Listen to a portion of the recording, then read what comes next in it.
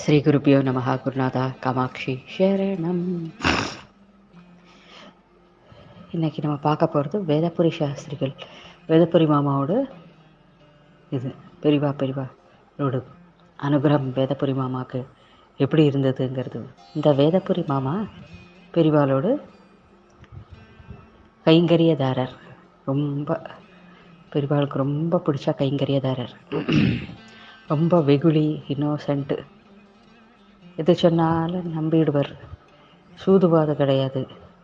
அது மாதிரி straight forward, எது சொன்னாலும் ஈஸியாக அவரை ஏமாற்றிடலாம். பெரிவானா உயிர் அவருக்கு, பெரிவா தொண்டு தான் கடைசி வரைக்கும் அவருக்கு. இப்போ தான் ஒரு வருஷம் முன்னாடி அவரும் சித்தியானார், இந்த வேதபுரி மாமா சித்தியானார். இப்போ ஒரு வருஷம் முன்னாடி தான் பெரிவா பாதம் போய் சேர்ந்தார் அவர், வேதபுரி மாமா. அப்படி இருக்கிற வேதபுரி மாமா சின்ன அவரோட பால்யம் எசையனூருங்கிற ஊரில், இந்த எசையனூர் பாட்டி இருந்தாலே அந்த ஊரில் தான் வேதபுரி மாமா, அவள் அண்ணா, அவள் அப்பா. அம்மா வந்து சின்ன வயசுலேயே இறந்துவிட்டா. அப்பாவுக்கு சரியாக கண்ணு தெரியாது, 2 கண்ணு. அப்போ இந்த குழந்தை வந்து 8 வயசு, உபநயனம் எல்லாம் ஆயிடுது.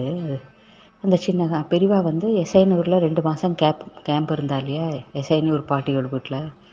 இந்த பாட்டிக்கு இந்த பையன் எல்லா ஹெல்ப்பும் பண்ணின்னு இருக்கும். இந்த குழந்தை வேதபுரி இப்போ பூவெல்லாம் எடுத்து கொடுக்கறது, வில்வம் பறித்து கொடுக்கறது, அதெல்லாம் சின்ன வயசுலேயே 8 வயசில் பண்ணி கொடுத்துட்டுருக்கோம் பூஜைக்கு பெரிவாளோடு. அப்படி இது பண்ணிட்டு இருக்கிறது அதெல்லாம் பெரிவா நோட் பண்ணிகிட்டே இருந்திருக்கா போல் இருக்கு. எசையனூர்லேருந்து கிளம்புற அன்னைக்கு அந்த குழந்தை இப்படி ஓடின்னு இருக்கு, குடுன்னு ஒரு துண்டியம் கட்டின்ட்டு இப்படி அப்படியே ஓடிண்டு வேலை பண்ணிகிட்ருக்கு. அப்போ பெரிவா இங்கே வா, இங்கே வாடா கூப்பிடுறேன். கூப்பிட்டுட்டு நீ எங்கூட வந்துடுறியா அப்படிங்கிறா பெரியவா. எனக்கு தெரியாது பெரியவா, நான் வந்து எங்கள் அப்பாட்ட கேட்டு தான் சொல்லணும் அப்படிங்கிறது அந்த குழந்தை சின்ன வயசில். அப்போ சரி நாளைக்கு சொல்கிறியா அப்படின்னு. சொல்கிறேன் பெரியவா அப்படின்னோன்னே இதை கேட்டுட்டே இருந்த எசையனூர் பாட்டி அங்கேருந்து ஓடின்னு வரா. ஐயோ, குழந்தைக்கு ஸ்ரீமுகமாயிருக்கு, பெரியவாரோட உத்தரவு கிடச்சிருக்கு, இதை விட என்ன என் மகாபாகியம் என்ன இருக்குன்னுட்டு அவள் அப்பாட்ட போய் எடுத்து சொல்கிறா. அப்படி பெரியவா கூட்டின்னு போகிறேன்னு சொல்கிறா. மடத்திலே கைங்கரியதாரராக வச்சுக்கிறேங்கிறா. அனுப்புங்கோ, இதை விட மகாபாகியம், பெரியவாளுக்கு சர்வீஸ் பண்ணுறத விட மகாபாகியம் வேறு உண்டோ இந்த உலகத்தில் நம்மளுக்கு? ஒன்றும் முன்ன பின்ன யோசிக்காமல் அனுப்புங்கோங்கிற எசையனூர் பாட்டி வேதபுரி மாமாவோட அப்பாட்ட. இப்போ வேதபுரி மாமாவோட அப்பாவும் ரொம்ப பெரியவா பக்தர். அவரும் சரி அப்படின்னு குழந்தைக்கு பர்மிஷன் கொடுத்துரு. இதோட மகாபாகியம் வேறு ஒன்றும் இல்லைன்னுட்டு எல்லோரும், அவள் அப்பா, குழந்தை எல்லாம் நமஸ்காரம் பண்ணுற பெரியவாள்கிட்ட. பெரியவா சொன்னதோட இந்த குழந்தைய அன்னைக்கு அந்த கேம்ப்பு முடியறது. இந்த வேதபுரி குழந்தைய கூட்டிகிட்டு போயிடுறா மட்டத்துக்கு. அன்னத்துலேருந்து அவரோட பெரிவாரோட சித்தி அடையிற வரைக்கும் பெரிவா கூடியே தான் இருந்திருக்கார், பெரிவா கைங்கரியத்திலேயே தான் இருந்திருக்கார் அந்த வேதபுரி மாமா. ரொம்ப நேர்மையானவர், ரொம்ப வெகுளி. அவரை வச்சு பெரிவா சரி நிறைய காமெடிஸ் எல்லாம் பண்ணுவா.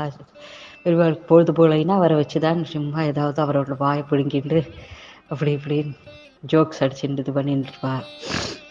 ரொம்ப நல்லா பெரிவாளுக்கு உடம்பால் அவரால் முடிஞ்சது சேவை, அவ்வளோ இதுவாக சேவை பண்ணுவார். அப்படி இருக்கிறத ஒரு தடவை என்ன ஆகுதுன்னா, கொஞ்சம் வேதபுரி மாமாவுக்கு ஒரு யுக்த வயசு, ஒரு 25 இயர்ஸ் அது மாதிரி வருது. அவள் அப்பாவுக்கு கொஞ்சம் ரொம்ப கண்ணு தெரியாமல் ஆகிடுறது.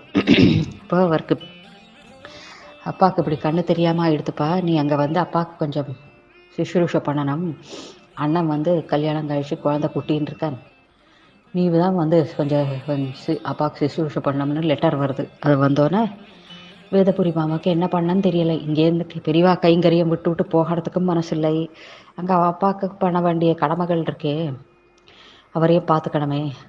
அப்போ இந்த லெட்டரை கொண்டு போய் பெரியவாள்கிட்ட போய் கொடுக்குறாரு பெரியவா. அப்போ பெரியவா அதை பார்த்துட்டு சொல்கிறா, நீ என்ன சொல்கிறாய், நீ என்ன நினைக்கிறாய், உனக்கு பெரியவா கைங்கரியமானமா இல்லை அப்பாவை பார்த்துக்கணுமா அப்படின்னு கேட்குற பெரியவா. பெரியவா, எனக்கு ரெண்டும் மனசு, இங்கேயும் இருக்குது அங்கேயும் இருக்குது, பெரியவாளையும் விட்டு போகிறதுக்கு எனக்கு மனசு இல்லை, அதே சமயம் அப்பாவே பார்த்துக்கணும் நான் பிள்ளையாக இருக்கிறதுனால அப்படின்னோன்னே, பலே பலே, சரி நான் ஒன்று சொல்கிறேன், உங்கள் அப்பாவை இங்கே கூட்டின்னு வந்துவிடேன், இங்கே வச்சுட்டு நீ நம்ம என்னையும் பார்த்துக்கோ உங்கள் அப்பாவையும் பார்த்துக்கோ அப்படிங்கிற. பெரியவாளுக்கு அப்பா கூட வேதபுரி மாமாவை விட்டு பிரிய மனசு இல்லை. எப்படி அவரை அனுப்புறதுக்கு மனசு இல்லைன்னா பார்த்துங்களேன், அவர் எத்தனை நல்லா சர்வீஸ் பண்ணியிருப்பார் பெரியவாளுக்கு. அப்போ சரி பெரியவா உத்தரவுன்னு சொல்லி ஊருக்கு போய் அவள் அப்பாவை கூட்டின்னு வந்து விடுறார் மட்டத்துக்கு. அவருக்கு ஒரு தனி ரூம் ஒதுக்கி அங்கே அவர் அவள் அப்பாவை வச்சு பார்த்துக்கிறார் வேதபுரி மாமா. ராத்திரி 12 மணி ஆனால் என்ன ஆகும்னா, எல்லோரும் இப்படி கீழே படுத்துட்டு இருப்பா. அவருக்கு மட்டும் ஒரு சின்ன கயத்தக்கட்டில் போட்டிருக்காபல் இருக்குது வேதபுரி மாமாவோட அப்பாவுக்கு. அவர் ராத்திரி ஒரு 1 மணி 12 மணி ஆனால் வேதபுரி அப்படின்னு கூப்பிடுவான். கூப்பிட்டா அவர் பாவம் அடிச்சு தூங்கின்னு இருப்பார் இல்லையா, எழுந்திரண்டு அப்பா அப்படின்னு எழுந்திரண்டு போய் அவள் அப்பாவை பாத்ரூமில் கொண்டு போய் விட்டு அவருக்கு காலையெல்லாம் அலம்பி விட்டு எல்லாம் செஞ்சு விட்டுவிட்டு பின்னி திருப்பி கூட்டிகிட்டு வந்து படுக்கையில் படுக்க வைக்கணும். இது எப்போவுமே ரொட்டீனாக எப்போவுமே நடக்கும். ஏன்னா அவர் கண்ணு தெரியாது இல்லையா, அதனால அவருக்கு பாத்ரூம் எல்லாம் கைப்பிடிச்சு கூட்டின்னு போகணும். அதனால அதெல்லாம் கரெக்டாக செஞ்சுட்டு இருந்தார் வேதபுரி மாமா. அப்போது ஒரு நாளைக்கு என்ன ஆகுது, வேதபுரி மாமா கொஞ்சம் அன்னைக்கு மட்டத்தில் ரொம்ப வேலை ஜாஸ்தியாக அசதியில் தூங்கியே போயிடுறார். அவள் அப்பா வேதபுரி அன்னைக்கு 12 மணிக்கோ 1 மணிக்கோ ஒரு பாதிராத்திரி கூப்பிடுறா, வேதபுரி வேதபுரி அப்படின்னு கூப்பிடுறா. இவர் பாவம் அசத்தியில் தூங்கி போயிட்டார். கேட்கவே இல்லை இவருக்கு, என்னது குரலே கேட்கலை. அவள் அப்பாவோட நல்லா இது பண்ண மாதிரி தூங்கிட்டு இருக்கான் பாவம் வேதபுரி மாமா. அப்போது யாருமே எழுந்திருக்கலையேன்னு அவர் என்ன பண்ணன்னு தெரியாமல் தவிச்சுட்டு இருக்கிற சமயம் பெரியவா வர அங்கேருந்து வந்து இந்த வேதபுரி மாமாவோட அப்பாவோட கையை பிடிச்சிண்டு பாத்ரூமில் கொண்டு போய் விட்டு அவர் அங்கேயே நின்றுண்டு, அதுக்கப்புறம் அவர் இந்த பாத்ரூம் போய் முடிச்சதுக்கப்புறம் அவரோட காலை அலம்பி விட்டு அவரை திருப்பி அங்கேருந்து கூட்டிகிட்டு வந்து படுக்கையில் படுக்க வச்சு சத்தம் போடாமல் பூனை மாதிரி வெளியில் போயிட்டா பெரியவா. இது யாருக்குமே தெரியாது, எல்லாம் அடிச்சு போட்ட மாதிரி தூங்கின்னு இருக்கு. காலையில் வேதபுரி மாமா கேட்குறா, அப்பா இதுக்கு என்னப்பா நீ பாத்ரூம்க்கு என்னை கூப்பிடவே இல்லை அப்படிங்கிற. கேட்டோன்னா அப்பா சொல்கிற, நான் கூப்பிட்டேனேடா, நீ தானேடா கொண்டு போய் விட்ட அப்படிங்கிற மாமா அப்பா. அப்போ என்னப்பா நீ கூப்பிடவே இல்லை போப்பா. இல்லைப்பா நான் கூப்பிட்டேனே, நீ 2-3 வாட்டி கூப்பிட்டதுக்கப்புறம் தான் வந்தேன். அப்படியா, இருக்காதே நேற்றுக்கு நான் நன்னா தெரியுமே, நீ கூப்பிடவே இல்லையே என்ன அப்படின்னு அவர் ரொம்ப கன்ஃபியூஸ். வேறு யாரோ தான் கொண்டு விட்டுருக்காங்கிறது அவருக்கு தெரிஞ்சுடுது இந்த வேதபுரி மாமா. சரி வேறு கைங்கரியதாரர் யாரோ கொண்டு விட்டுருக்கா போல் இருக்கு, பாவம் நான் தூங்கி இருக்கேன்னு நினச்சிண்டுன்னு எல்லாத்தையும் கேட்குறார். மட்டத்தில் இருக்கிற எல்லா கைங்கரியதார்ட்டையும் யாரும் இல்லை இல்லை இல்லை, நான் இல்லை எனக்கு நான் வரலையே, நான் எந்திருக்கவே இல்லையே அப்படிங்கிற. அப்படிங்கும்போது பெரியவா, ஏய் வேதபுரி இங்கே வா அப்படின்னு கூப்பிடுறா பெரியவா. அங்கேருந்து இந்த இது எல்லாத்தையும் பார்த்துட்டு இருக்கா பக்கத்துலேருந்து. இங்கே வா என்னன்னா, என்ன பெரியவா என்ன குழப்பம் உனக்கு? இல்லை பெரியவா, நேற்றுக்கு இந்த மாதிரி எங்கள் அப்பா வந்து என்னை கூப்பிட்டாருன்னு கூப்பிட்டுட்டு எனக்கு கேட்டுவிட்ல பெரியவா, நான் அசந்து தூங்கியிருக்கேன். யாரோ பெரியவா இந்த மட்டத்தில் யாரோ ஒருத்தர் கைங்கிறதாரர் கொண்டு போய் விட்டுருக்கா அப்பாவா பாத்ரூமில். அது இப்போ தெரிஞ்சுக்கலைன்னு உனக்கு தலை வெடிச்சு விடுமோ, தெரிஞ்சுட்டே ஆகணுமா? ஆமாம் பெரியவா, அது நான் தான்டா கொண்டு விட்டேன். பெரியவா ஆமாம்டா, நீங்கள்லாம் சந்து தூங்கின்னு இருந்தேன் பாவம், காலையிலேருந்து அவ்வளோ வேலை உங்களுக்கு இந்த மட்டத்தில். அப்போ நான் உங்கள் அப்பாவுக்கு நான் செஞ்சேன் என்ன தப்பு? அவருக்கு செய்கிறது எனக்கு புண்ணியந்தான், ஒரு தப்பும் கிடையாது. நீங்கள்லாம் தூங்கிட்டு இருந்தேள், அவர் பாவம் வேதபுரின்னு கூப்பிட்டு இருந்தார். நான் போய் அவரை கொண்டு விட்டுட்டு வந்தேன், இதில் என்ன தப்பு? ஒரு வயசானவருக்கு இது கூட நான் செய்யக்கூடாதா அப்படின்னு கேட்குறா பெரியவா. அவர் கண்ணில் ஜலமாக கொட்டுறது. பெரியவா நீங்கள்லாம் இதை செய்யலாமா? நானும் செய்யலாம்ப்பா, இதெல்லாம் ஒன்றும் தப்பு இல்லைன்னு சொன்னோன்னே அவர் கதறி அழறார், காலில் நமஸ்காரம் பண்ணி. இப்படி பெரியவா வந்து அந்த வேதபுரி மாமாவை கை தூக்கி விட்டுருக்கா. அவள் 2 பொண்ணோட கல்யாணத்துக்கும் பெரியவா அப்படி இது பண்ணி ஸ்ரத்தையா அதை எடுத்து நடத்தியிருக்கா. ஒரு தனவந்தார் யாராவது வந்தால் வேதபுரி ஒரு பொண்ணுக்கு கல்யாணம் உங்களால் முடிஞ்சது கொடுங்கோன்னு யாசகம் கேட்டு அவள்கிட்டேருந்து அந்த வள்ளி பாத்திரங்கள் அவளால் முடிஞ்சது பெரியவாளுக்கு கொடுத்துருக்கா. அதை வச்சு வேதபுரி மாமாவோட 2 பொண்ணுகளுக்கும் ஜாம்னு பெரியவா கல்யாணத்தை நடத்த ஏற்பாடு பண்ணி கொடுத்து அவருக்கு அற்புதமாக அவர் நடத்தியிருக்கார்.